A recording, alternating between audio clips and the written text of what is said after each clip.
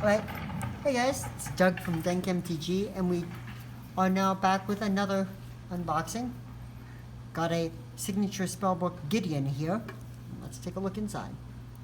Just get it open. Can you show the back of the box? All sorts of nice stuff there. So what are you hoping to pull, Tugs? Let's see. We gotta look at what's there.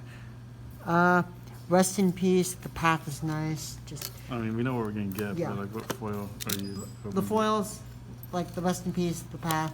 Pretty much, The foil path would be nice, right, Tugs? yeah, foil path would be nice indeed. Let's get into the box. So, let's slip it on out of there. Turn it over. And carefully remove that. Just something like that. Neat packaging.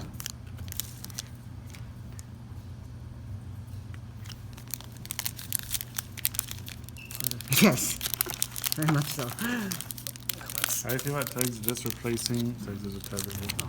Nice. Oh, didn't see that. How do Nice. you feel about Tugs about the I mean, no, that's just about this replacing FTVs? Well, I mean, you're not going to have the really awkward foil curving that the FTVs have. So we got a foil worship, Black That's Blade fun. Reforged, the other worship, True Conviction, Shielded by Faith, Rest in Peace, Path to Exile, Martyr's Bond, and the Gideon himself. So, So what do you think, Tugs, about this replacing the FTVs again? I kind of, it's hard to say, really. I like the idea of them being themed around the Planeswalker and just cards associated with them. You just want the Chandra one already, don't you? Well, yeah, true. Because a bolt would, because you know they're going to do a bolt with Chandra art, and I would get, hope they do. yeah, and I would get hard. But then again, when am I not?